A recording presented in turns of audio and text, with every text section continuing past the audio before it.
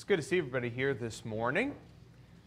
As is our custom, at least this year, one of our goals was to deal with lessons by request, that questions that people have about the Bible, about religion in general, about God, getting those questions answered. And one of the questions I've had recently has been about charity.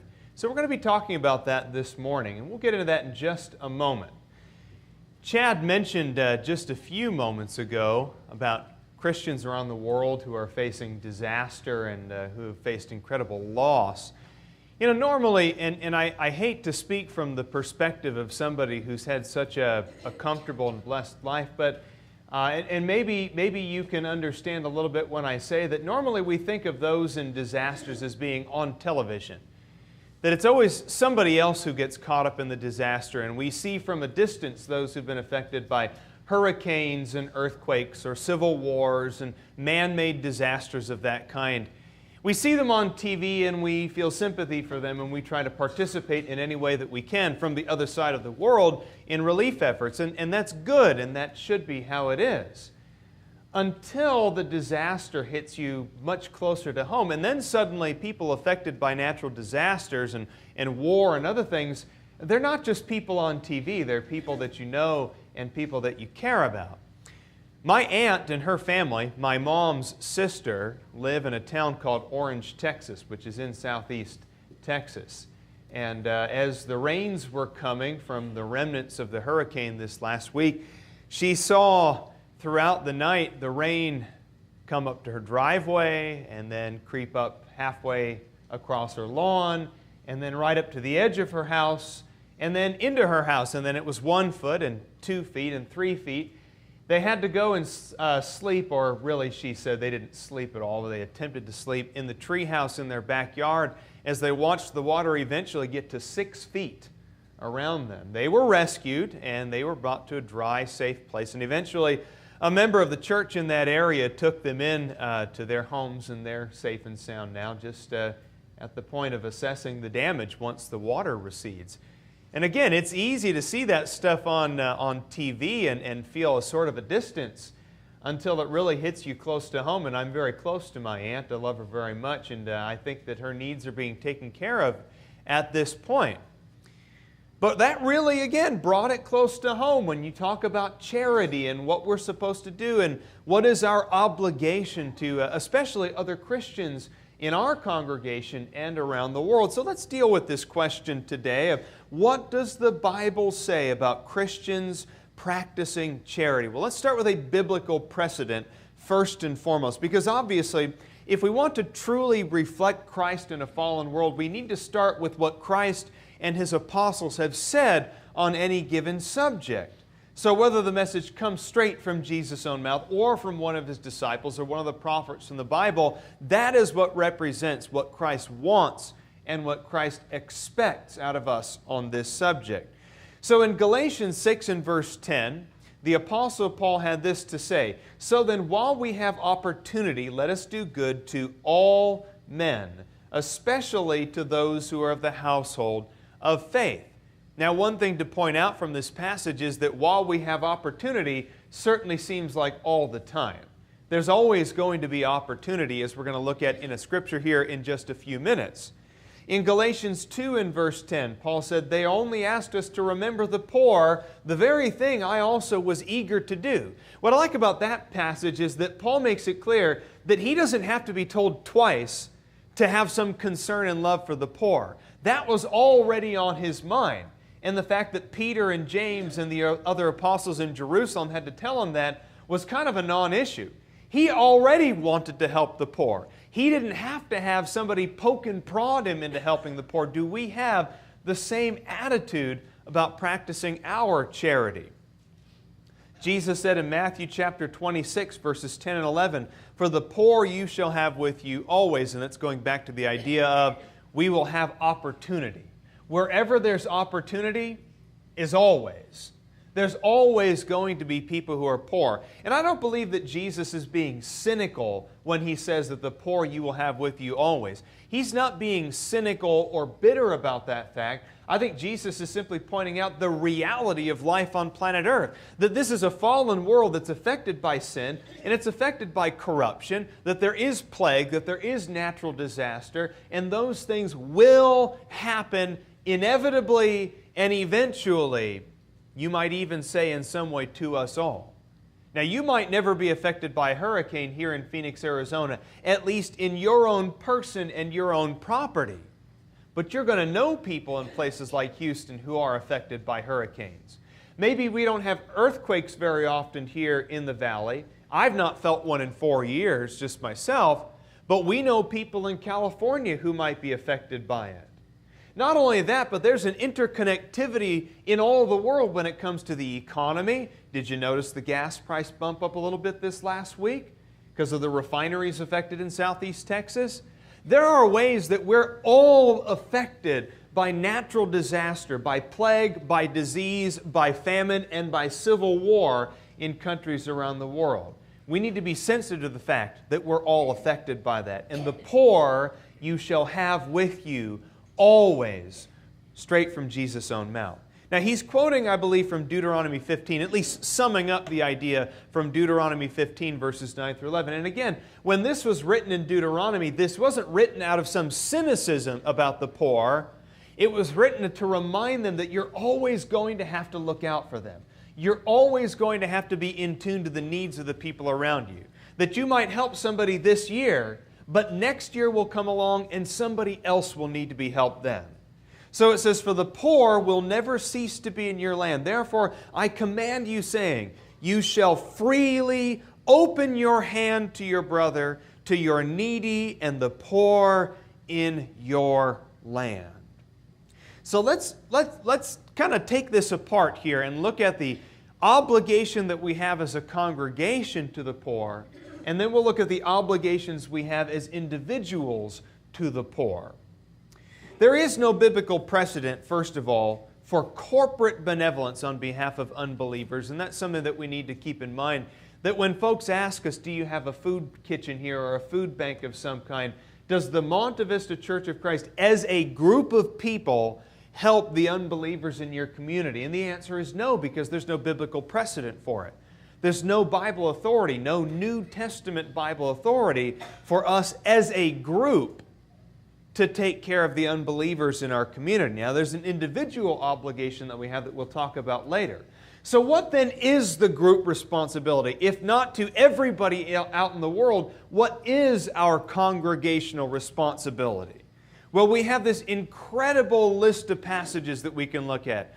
An incredible body of evidence, a consistent pattern from verse to verse to verse in the New Testament that indicates our obligation is to our own brethren as a group. Again, there will be things we talk about on an individual basis later on, but as a group, we have scriptural authority consistently in the pattern of the New Testament to take care of Christians. I'll give you a few examples here, and this is not an exhaustive list just for the sake of time, but in Acts chapter 4 and verses 32 through 35, it says that there was not a needy person among them in their practicing of congregational charity. Not a needy person among them indicates to me that the people they were taking care of were in their own group. Among them, it's the same language that's talked about in 1 Peter chapter 5 when it talks about elders shepherding the flock among you. So if an elder's authority only extends to the congregation among him, then the charity that we practice as a group only extends to those who are among us as a group. In Acts chapter 11 and verse 29, the collection that was taken up there was for the relief of the brethren living in Judea. So they could take care of brethren in a faraway land, but the relief was limited to the brethren, to other Christians. 1 Corinthians 16 and verse 1, perhaps referring to the same collection, it says the collection for whom? The collection for the saints, not the collection for everybody, but the collection that was taken up specifically for Christians. Acts chapter 2, verses 44 and 45. Right after the day of Pentecost, 3,000 people were baptized on that day, and you suddenly have the birth of a massive congregation of Christians. And when you read in Acts chapter 2, 44 and 45, the benevolence and charity that was practiced among them within their own congregation. Acts chapter 6, verses 1 through 8. There were needy widows in the congregation in Jerusalem. And it's clear from the text that it was only widows who were Christians there in Jerusalem who were being given support from the collection that was being taken up as a congregation. In 2 Corinthians 8 and verse 4, the support of the saints, again, the saints specifically. 2 Corinthians 9 verse 1, the ministry to the saints. Romans chapter 15 verses 25 and 26 is exclusive in nature as well. Only the poor and needy who are members of the church in Jerusalem were to receive the funds being sent. And in 1 Timothy chapter 5 verses 3 through 10, Paul describes the way that churches are allowed to take care of the widows who are widows indeed among them. And it's interesting, isn't it, that all these stipulations are put on widows in 1 Timothy chapter 5, that a widow is to be taken care of if she meets these qualifications. So I find it interesting that Paul, the apostle, would put all these qualifications on helping a widow who's in your own congregation, and yet Paul would be okay with the idea of practicing just complete open charity to anybody who shows up at your food bank to take whatever he or she wants. You don't know them, you don't know their story, you don't know their reputation. So it's actually easier, if that's true, it would be easier to be a complete stranger and an unbeliever to get charity from the church than a widow who has all of these qualifications to meet in 1 Timothy chapter 5. So I just find it hard to believe that Paul would be okay with just complete open-ended, indiscriminate charity from the congregation to unbelievers. Now, with all that being said, this seems like that's a lot of rules, very restrictive. And yet, isn't there enough work to be done among Christians in the world as it is? And the fact remains that the church is the church. It is an organization that was created by God, instituted by God, established on the authority of Jesus Christ and the foundation of the and the apostles in Jerusalem.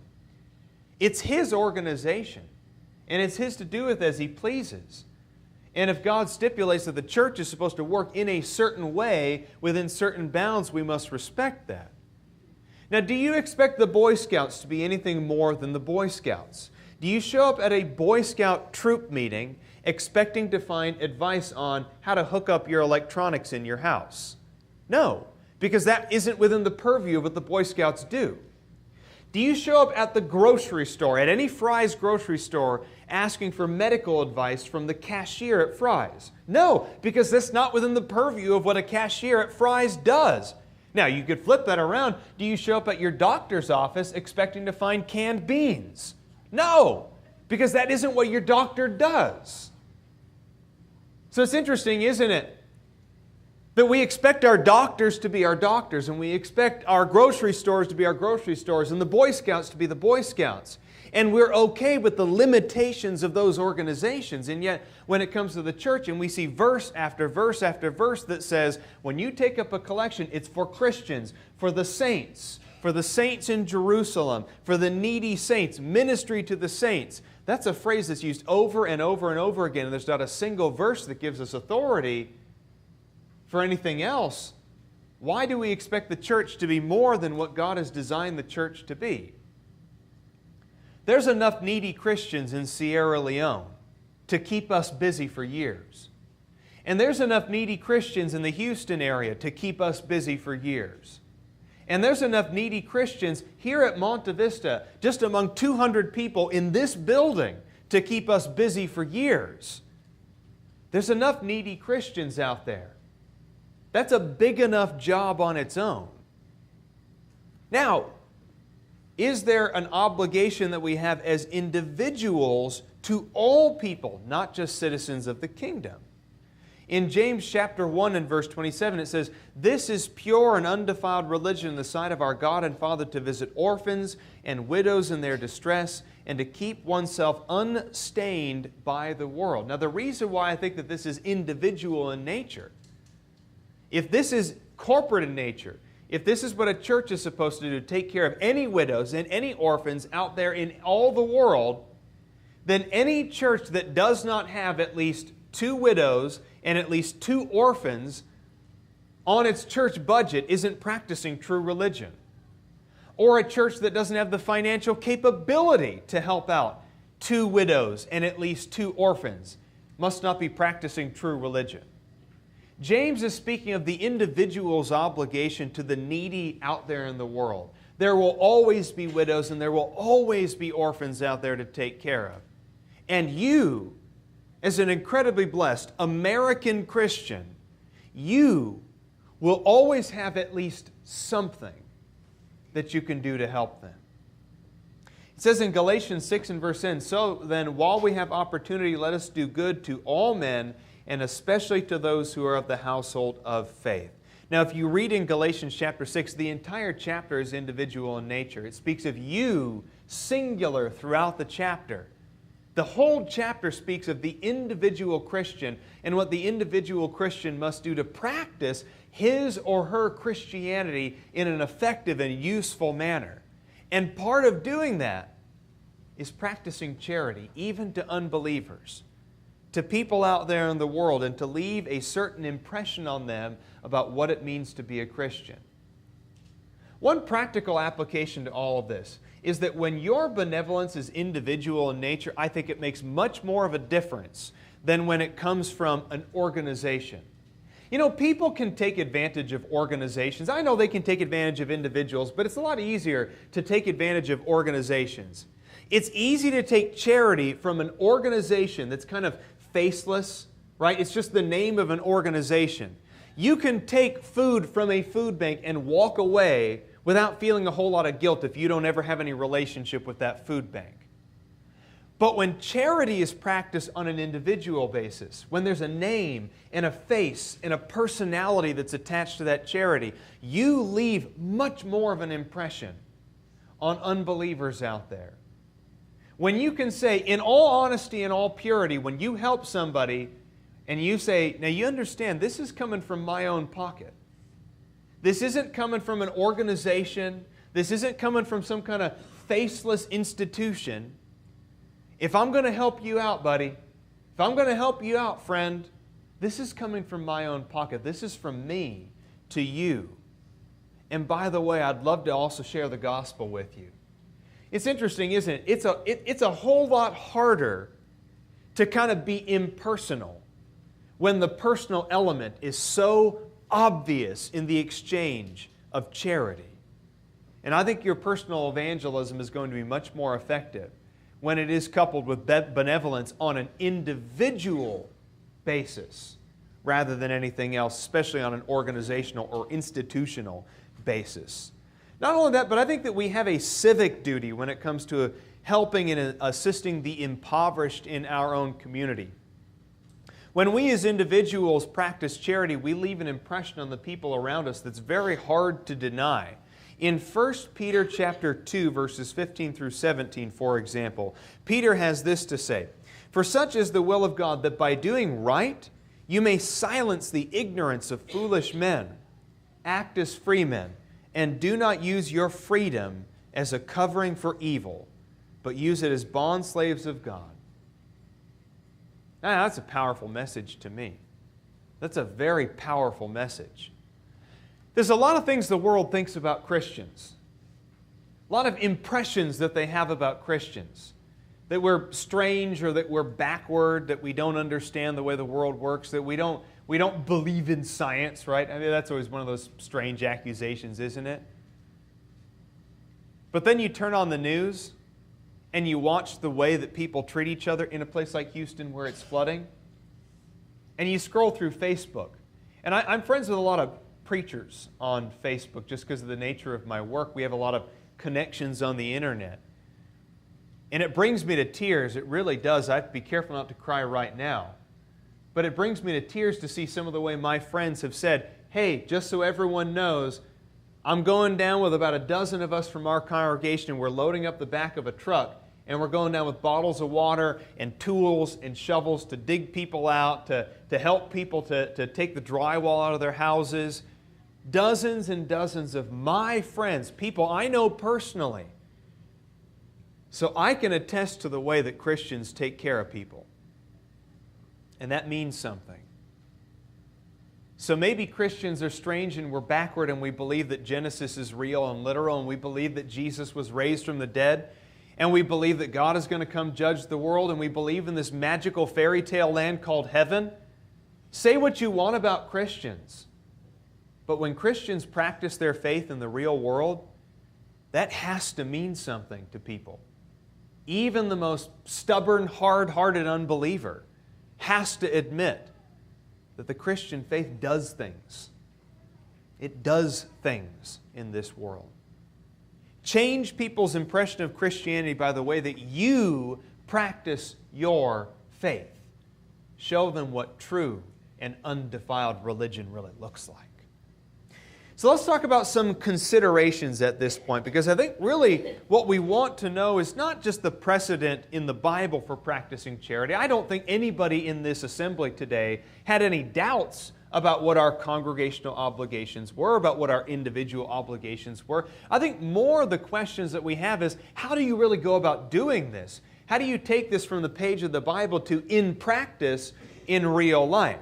We have to be really careful, and here's my first point I want to make along these lines, is be really careful about allowing unbridled enthusiasm to lead you down some improper path. Because I was talking about watching the news earlier and seeing the way that people are so good and take care of each other on the news. Well, the other thing you see on the news is reports of people taking advantage of those in need. It sure doesn't take long. You get the first responders to go in there first. You get the people who want to help, just the volunteers who come in second. And what's usually the third wave of human beings who come in after that? It's the swindlers and the shysters. That's the third wave of people that typically show up also. And in our innocent enthusiasm, we'll see some link on Facebook that says, want to help those in need? And we go, all you have to do is donate $5. Okay, click the link and done it, and I've helped. And there are institutions out there, there are organizations out there that have a good reputation supposedly, but when you really dig into it, you find out the CEO makes $1 million a year. Or when you really dig into it, you find out that only one out of $100 or 1 penny on the dollar actually goes to people in need, and the rest of it goes to administrative things within this supposedly nonprofit organization. If we're going to be good stewards of our blessings, we have to do some research and make sure that when you're practicing charity, that you know what the charity is doing. Know where your money is going. As Jesus put it in Matthew chapter 10 and verse 16, be as shrewd as serpents, but innocent as doves. Those two things might seem opposite, right? But Jesus says you have to find a way to put those together. To be as shrewd as serpents, but innocent as doves. Matthew chapter 7 and verse 6 is even more striking. When Jesus says in His Sermon on the Mount, do not give what is holy to dogs, do not throw your pearls before swine, lest they trample them under their feet and turn around and tear you to pieces. So here are some considerations to keep in mind as you practice your charity. When choosing a charity, be very careful that it's not going to use your money to promote something that's false. A lot of charities out there are religious in nature, and I don't have a problem with that necessarily as long as what they're teaching isn't false. Sometimes, again, in our enthusiasm, we'll send our money to an organization, but when you really dig into it, you find out that the message that they're presenting along with the charity is not a biblical message. So yes, they give food and blankets and shelter, but while the people are there receiving food, blankets, and safety and shelter, they're also being given pamphlets, or they're being taught something that's not biblical. So again, be really careful that if you're going to give to a religious charity of some kind, know what it is that they teach, especially on something like salvation. Otherwise, you're participating in something that's false, that might teach somebody a false view or a false impression of salvation or the gospel. Like 2 Corinthians 6 and verse 14 says, "Don't be bound together with unbelievers, for what partnership have righteousness and lawlessness, or what fellowship has light with darkness?" Your money is your money. We see that later on in the book of Acts, in Acts chapter 5 and verse 4, where Peter confronts those two individuals who gave in a dishonest way. He says, as long as the property was yours, and it was under your control. The same is true of us. It's your money. Know where your money is going. So be really careful about that. If you have to, find secular charities that are going to take care of people's physical and psychological or professional needs. That way you're not worried about some false idea or some false religious concept that's being taught along with the charity. Second, find a cause that you really care about. I think it's important for us to have an emotional stake in the work that a charity is doing. And the more emotionally invested you are in what a charity is doing, perhaps, the more financially you will be willing to get invested in that charity. Along those same lines, there's nothing wrong with giving to a charity that's not necessarily focused on human beings. Now, I think we need to take care of human beings first and foremost, that their lives and their safety and their well-being should be most important to us. But there's certainly nothing wrong, there's nothing sinful, I don't think there's anything inappropriate about taking care of charities that care about animals as well, or care about environmentalism, at least in a responsible way, environmentally speaking, or that care about civic things, the beautification of a city or the safety of a city, things that take care of organizations or structures within a city. There are plenty of charities out there that aren't necessarily focused on a human being's personal physical needs, and those charities are important also. Be extremely cautious about strangers. I cannot emphasize this enough, my friends. We've all been there at the gas station, haven't we? You're pumping gas into your car and the person comes up with some story that may or may not be true. I don't want to be cynical about it, but it may or may not be true. You have to be cautious about things like that. Extremely cautious about things like that. Rather than giving money, my recommendation is this. Find some material need that needs to be filled. If they say that they're hungry, my recommendation is keep $5 gift cards in your car at all times. Keep 2 or 3 $5 gift cards to Subway or McDonald's or grocery stores. Have some kind of material need so that if they say they're hungry, you're not just giving money that can be used for anything. You're actually giving something that's used for food. You say you're hungry, this right here will provide that meal for you. That way you as a Christian know where your money is going, and you know that it can't be used for something that's sinful or something that's inappropriate. So have some control over it. If people are thirsty, keep water bottles in your car, especially during the summertime. If they're thirsty, you've always got a water bottle. Reach around the back of your seat and hand a water bottle out your front window. You know, one thing that somebody told me, in an interview with a number of homeless individuals, they came up with a list of the things that homeless people love more than anything else. And one of the surprising things was clean socks. Clean socks. I hadn't always thought about that, but the idea of having clean socks is something that we all take for granted.